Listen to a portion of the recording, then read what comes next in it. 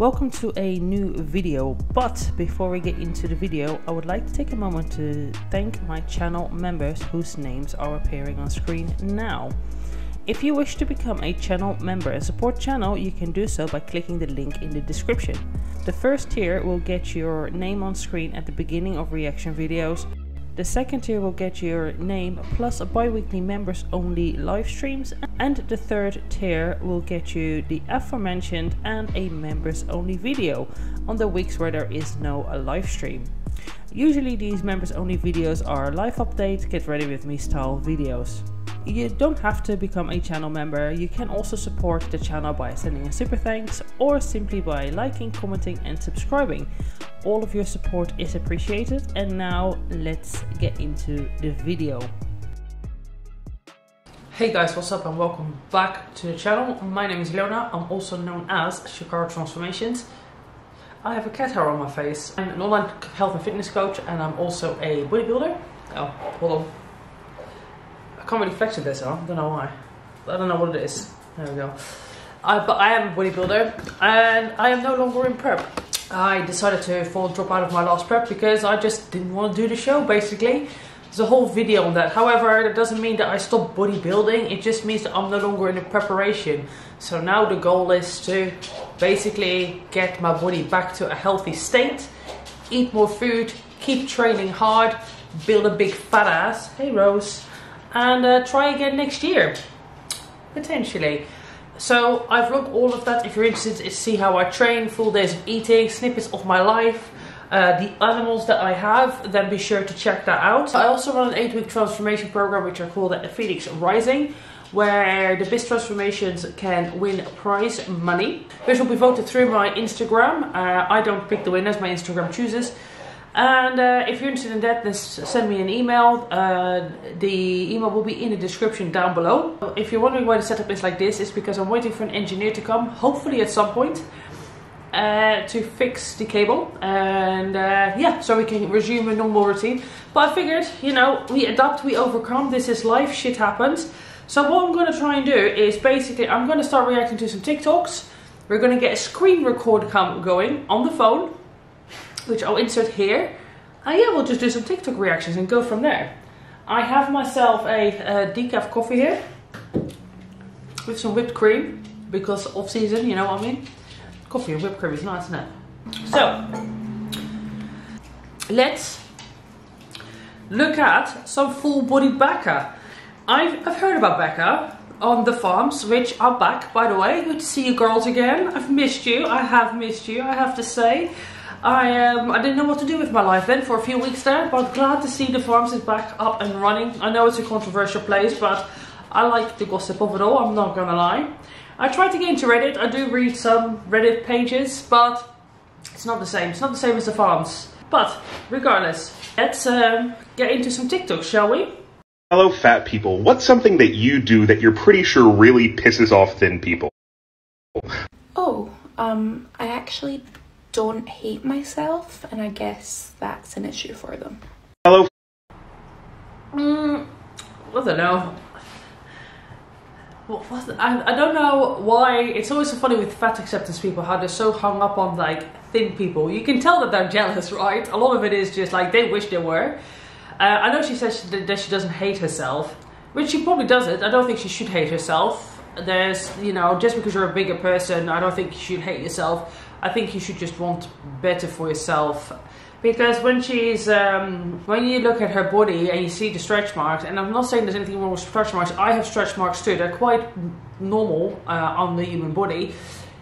Usually speaking, it happens when, well, it is quite a normal thing. However, when you get such large stretch marks, especially on like the stomach and stuff like that, that basically means that she has consumed an awful lot of food in a very short period of time in order for it to create such enormous stretch marks. And you know, the only reason why you would eat like that is because you're unhappy and you're going through something. So that's not to say that the stretch marks are ugly or that they're bad or anything like that, but it's just obviously an indication of that clearly you're going through something and you're not happy about it, because they're more of an indication of like an underlying issue, if that makes sense. I am a woman in the same way that a boat is a woman, which is to say, not at all, but people really like referring to me that way. I am a... Right, oh, this is identity politics. Yeah, okay, so I'm not gonna comment too much on that because I don't really understand a lot of it. And I'm not gonna say I don't care about it, because I kind of do and I kind of don't. What I mean by that is, let me explain before somebody gets outraged. I accept people for who they are. And it's simple as that. You identify as whatever the fuck you want to identify as long as you're not harming anybody with it, I literally don't care. Like, I don't care. As for like my identifications, I guess it's like a cis female. Am I even cis? I don't know if I am cis. Does cis mean that you're straight? Because I'm definitely not straight. I'm definitely not gay or bisexual. I don't really know what I am. I find women attractive. I enjoy having fun with women. Don't think I could be in a relationship with a woman though. So like, where does that... I just don't like labels and things. I like just being myself. And if you like that, cool. If you don't like that, also cool. And I like people who like being themselves. If you don't feel like you have to fit into any particular box to appease anybody, just be you. So that's basically my explanation with that. Do you really hope I'm healthy, or do you just wish I wasn't fat? I'm gonna guess it's the latter. I do hope you're healthy, but the likelihood of being healthy when you're fat is unlikely, or obese I should say. Well, super morbidly obese, I'm gonna guess, because she is at least a class 3 obese, if not more than that. But she's not healthy. You cannot be. Just as how I am not healthy, being, I don't know, having sat at maybe like 14-15% body fat for like 6-7 weeks. Yes. Do you know why we're encouraged to walk 10,000 steps every day? If you fancy seeing more content from me, and more anti-diet content specifically, I would highly recommend following Diet Culture Dropouts. I don't know why they recommend 10k steps a day, 8k steps. 10k steps is around like, no, don't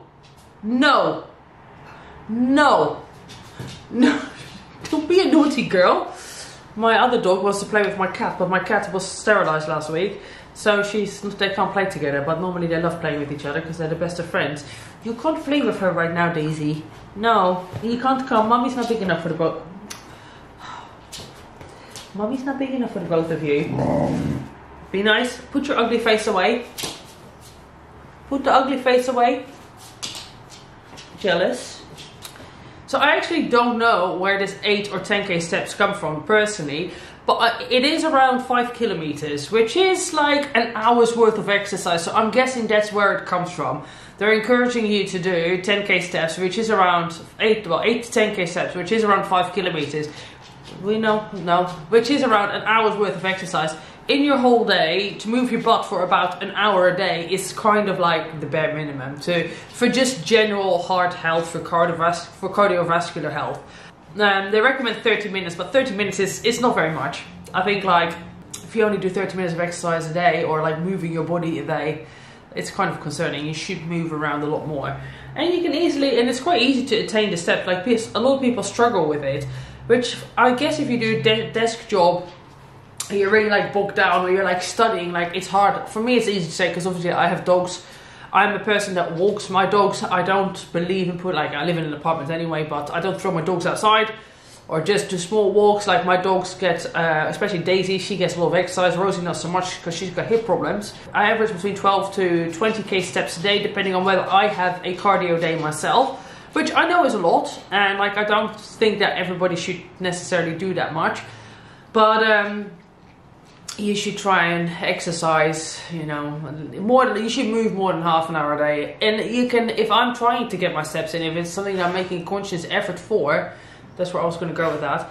What I will do is, for example, I will park further away, I will walk to the shop, I will just do little things that will take just a few more steps here and there, take the stairs. It is little things that you can do on a daily basis to increase your step count. And like sometimes it just means that, yes, make a conscious effort. If you work in a desk job, actually maybe on your lunch break, rather than sitting behind the desk and like surfing the internet, maybe walk around the building, walk around the block. Like, I don't know where your business is situated or what the environment and the layout is like, but you could easily maybe walk to the shop and like get yourself, like, I don't know, a beverage of like a diet drink or a bottle of water or something like that. For actually getting up from your desk for breaks and going for walks, it does help with just keeping you revitalized and energized.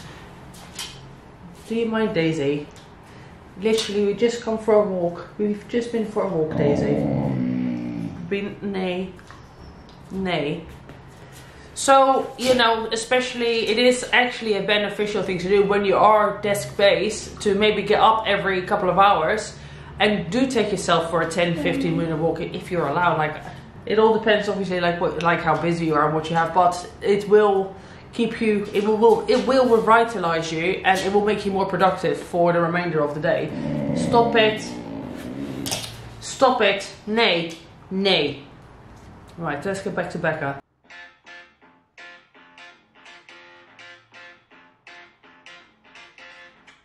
I mean, each to their own and all that, but armpit hair is a bit gross, isn't it? In my humble opinion, I'm not a big fan of armpit hair.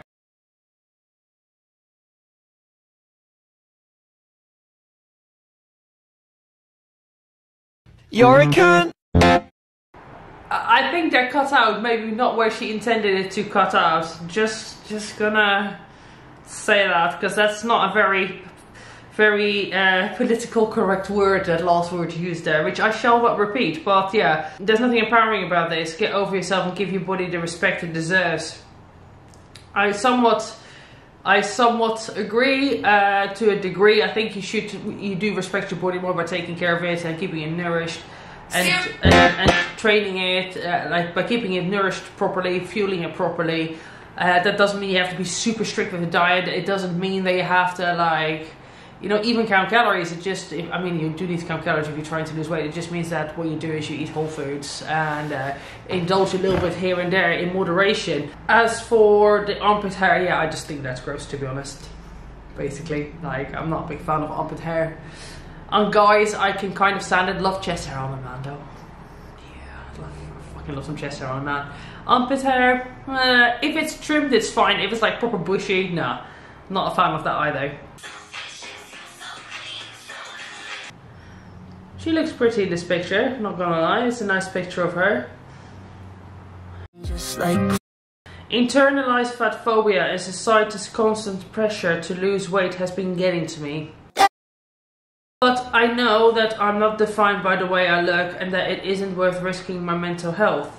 The thing is, though, is that you are not mentally, I just don't believe you're mentally well and happy when you live in such a large body, because you can't be. You're not fueling yourself with the right foods. If you eat a lot of processed food, like there's many studies out there that depression is linked to diet and exercise. So I'm not saying, obviously some of it can be like clinical to some degree, but a lot of it can be moderated through diet, exercise, getting outside, getting some vitamin D, being out in nature, having a healthy social environment. Doesn't mean you have to be like super sociable and just like go out and party and see people all the time. But I think if you get to a certain size, you are becoming more recluse. You do become more conscious of how people are looking at you, because you are an outlier in society. And that's, you know, whether that's good or bad is a different discussion, but it's gonna make people more self-aware. So I just don't believe it when people say that they're happier being in a bigger body. I mean, you're just accepting your situation because you're not willing to change it, because it's hard. Like, dropping body fat is hard work. It requires a lot of consistency. It is a lot of effort. It is a lot of monotony. It takes a long time, and you know, it's something that you're not necessarily going to see quick results with. Especially if you've been overweight for a long period of time. You can't just diet for 3 weeks or 8 weeks and expect to look good. Like, it just doesn't work like that. So yeah, I just don't believe it. Like, there's physical pain and mental pain when you get to a certain size, and I just don't see how that isn't the case. I just don't believe it, basically, if people say that they're happy being a certain way. Hello, my friend. Let's unpack your comment. Firstly, I could not give a flying fuck if you think I'm pretty or not. Secondly, You can't determine someone's health based on their appearance alone. Yeah, you kind of can though. Like, you kind of can. You can look at somebody and go like, yeah.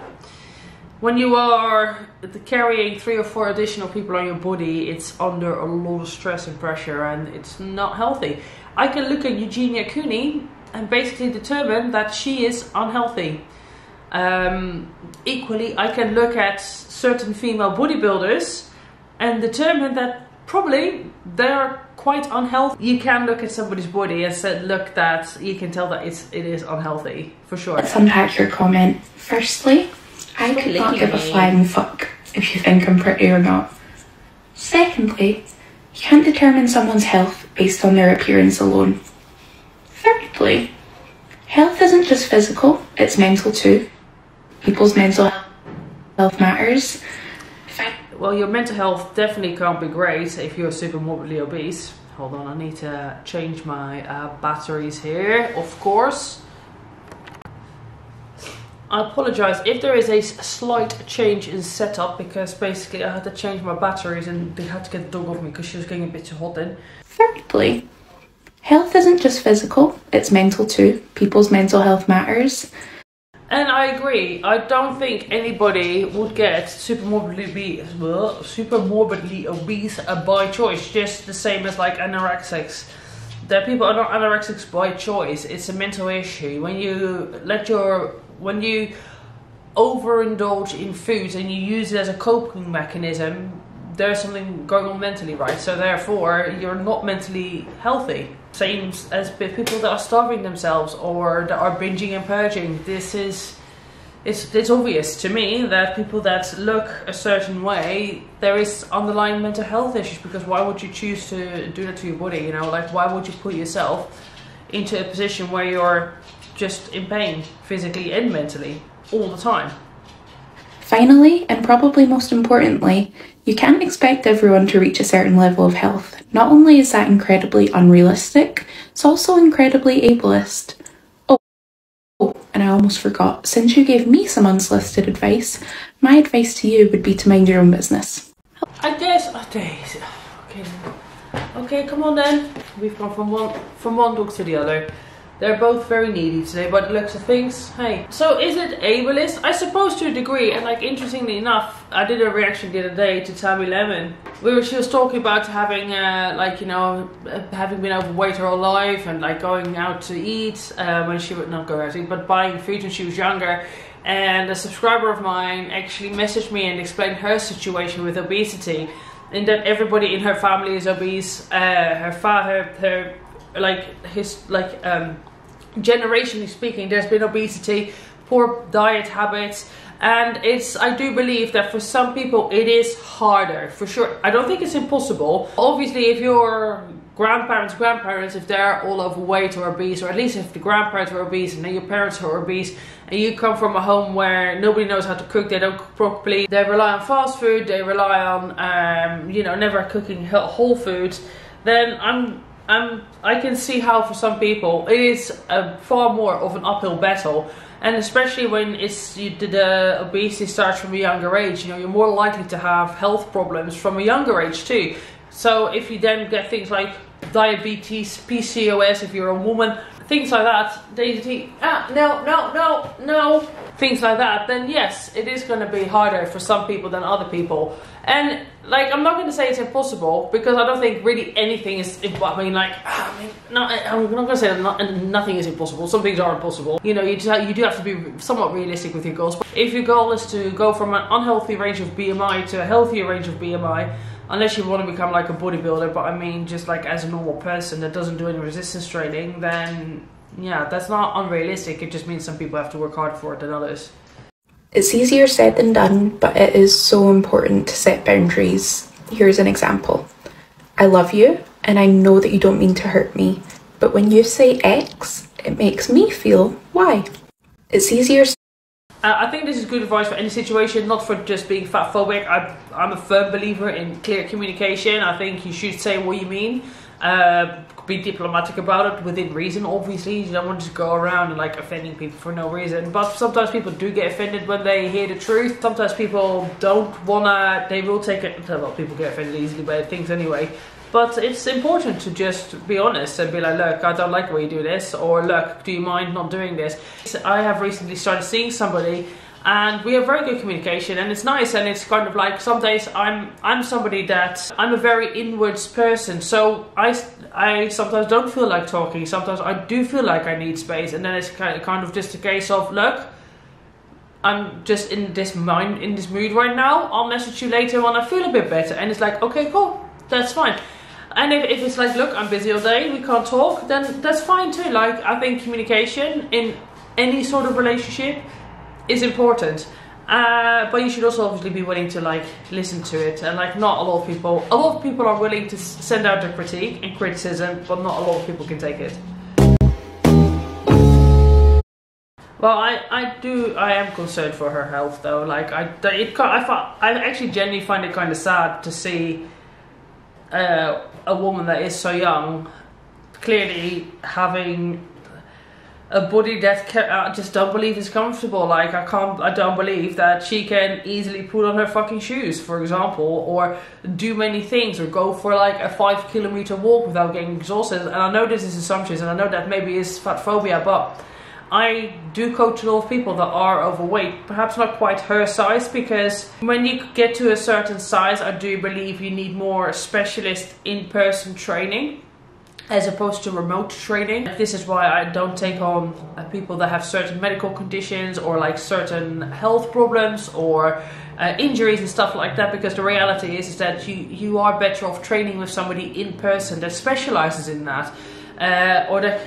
Okay, now it's the cat's turn. Come on then. And I think it's very important, as anybody who takes their job seriously, you should know your limitations, and there's nothing wrong with acknowledging that there's just things outside your skills and your remit. This is why there is specialists, and this is why there are certain people that have studied for that, you know.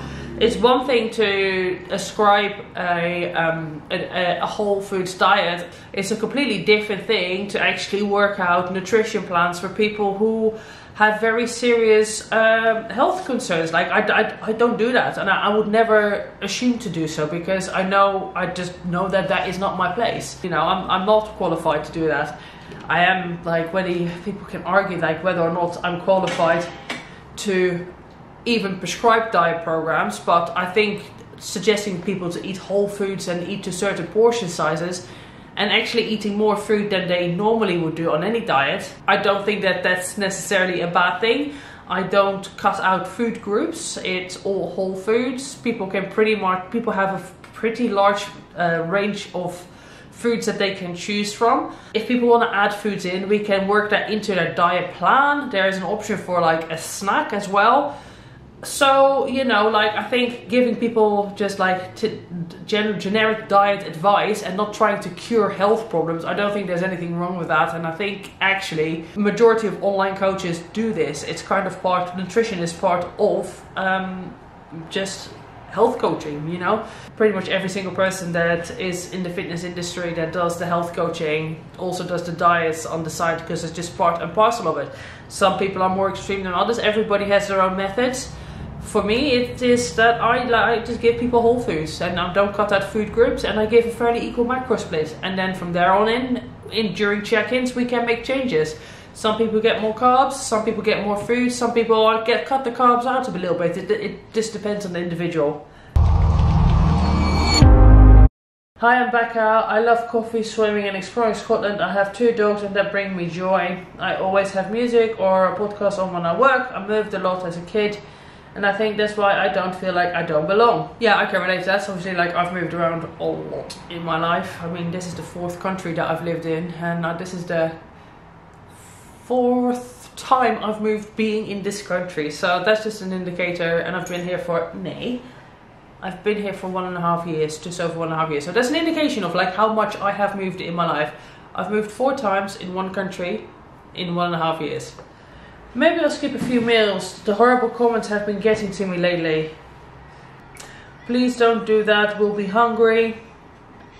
There's nothing wrong with being hungry sometimes, you know. It's not the end of the world. If I know I'm going to go out for a big meal, yeah, I eat light throughout that day because I don't want to eat potentially a 2,000 calorie meal plus eat another 2,500 calories on top of that.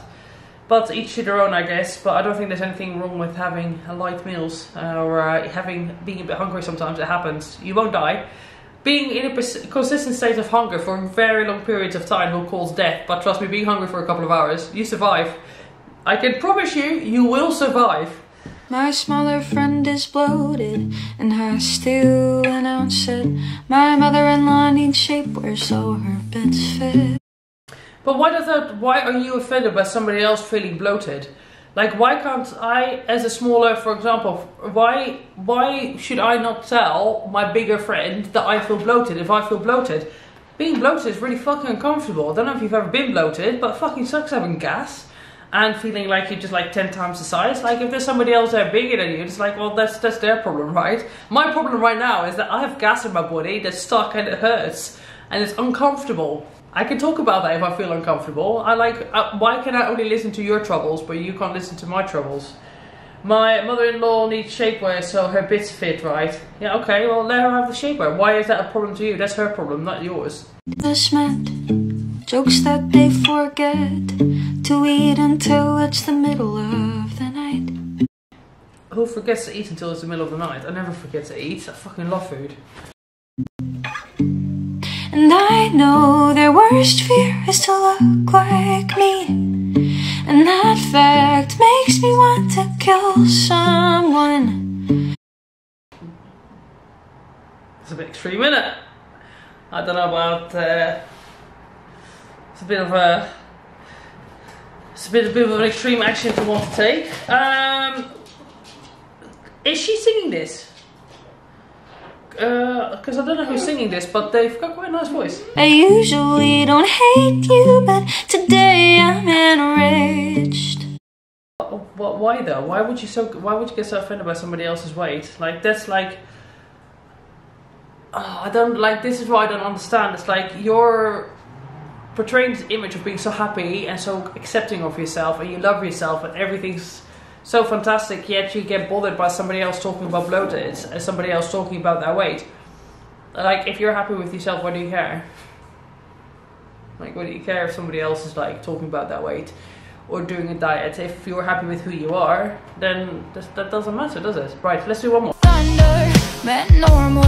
I wish somebody could have told me that thighs of thunder are just normal human thighs. Normal. I mean, it is normal for women to have big thighs. This is true, for sure. When you're talking about, you know, being like hundreds or like 10, I don't know, being hundreds of kilos too overweight, then it's not necessarily normal anymore. I'm purposely trying to grow very big thighs and a very big butt because of what I'm basically doing with my competition. And I do like the aesthetic of thick thighs, I'm not gonna lie. But, you know, I also know that, like, partially of what I'm trying to do to my body, it is somewhat abnormal. The way that I look is abnormal. What I'm gonna have to achieve, or what I'm gonna have to do to get there, is abnormal. Potentially unhealthy. There is a usage of performance enhancers. So, no, Daisy, not now. No. So, you know, there's arguments to be made there. Anyway, guys, I'm gonna go. I have no idea how this is gonna work. Do kind of like the natural sunlight coming in. We might have to play around with this recording. I do believe I have a screen recording set up on my laptop as well. I can hold spot. But I figured let's try to do a phone recording reaction and go from there. So thanks a lot for watching. Comment, like, subscribe.